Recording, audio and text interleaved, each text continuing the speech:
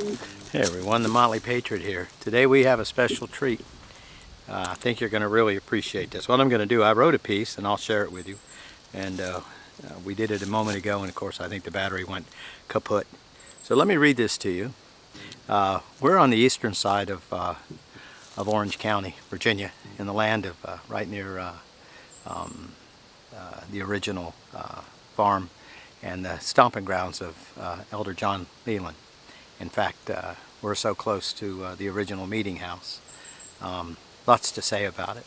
Anyway, here's our writing. From Pisgah to Revival. John Leland's legacy echoes, and the Virginia 2025 race sort of leans into that. Friends, imagine this 1788 looking out the window of an old meeting house in hollering distance of Clark Mountain, kind of right here, where the baptismal waters of the head springs of Mountain Run echo cries of joy from the day's baptisms under the Holy Spirit's gaze. John Leland, fiery Baptist preacher, gathering his flock at the old meeting house, his voice rising like a call to conscience. From Massachusetts rooted to Virginia's backcountry, Leland has forged a block of faith-fueled voters. Voters like the landowners, like James Madison, Sr., Thomas Bell, William Hay, John Spotswood, Reuben Lindsay, and William Lee. Their acres and convictions, a quiet thunder, facing James Madison's at a crossroads not far from here, what we'd call Leland Park today. Leland struck a deal. Baptist votes for Bill of Rights. No idle bargain, those backwoods, quote, societies, as historian Robert Semple later called them, tipped Virginia's ratification, birthing the First Amendment. Now think about that. This is the taproot, where it came from, the First Amendment. This was Elder John Leland's primary place of fire and revival. Interesting stuff. But who counted those votes? Oral tallies by sheriffs, hand slips from property-owning men, the weight of faith in the balance, liberty born of ink and inkwell, etched into eternity.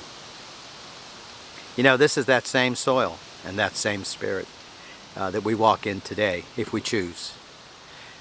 There's another election coming. And one of the interesting things I'll go through here that's sort of neat to know is that today we are at the same sort of First Amendment crossroad in Virginia with the election. And I'll read some stuff to you about our current candidate.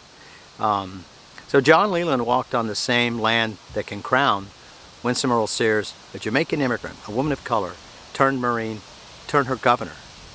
She's a businesswoman, an unapologetic Christian conservative, and steps into the fray with Leland's fire in her veins. She's no stranger to the pew, spotted in prayer at Antioch Baptist Church in Fairfax Station. Her faith a compass through life's tempest, from prison ministry to the halls of power. In a state where polls show tight contest, Sears is surging on grit and vision. This Baptist daughter channels the preacher's plume. Leland's words, the rights of conscience are inalienable. Sears echoes it in her push for dignity through work, second chances for the fallen, and a rejection of victimhood. Slaves did not die in the fields so that we could call ourselves victims now. Her words. From Pisgah's majestic views of souls washed clean to the ballot box, it's the same thread, faith as freedom forged. Leland's network, those yeomen and gentry baptized and bound, swayed a nation.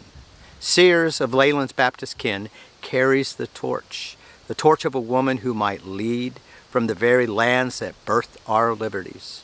From feathered pen to God's ear, the echo lingers. So Virginia 2025, Leland's legacy, Winsome Sears, faith and freedom, Orange County roots. Look closely. And thanks for dialing in. Motley Patriot. Take a moment and enjoy.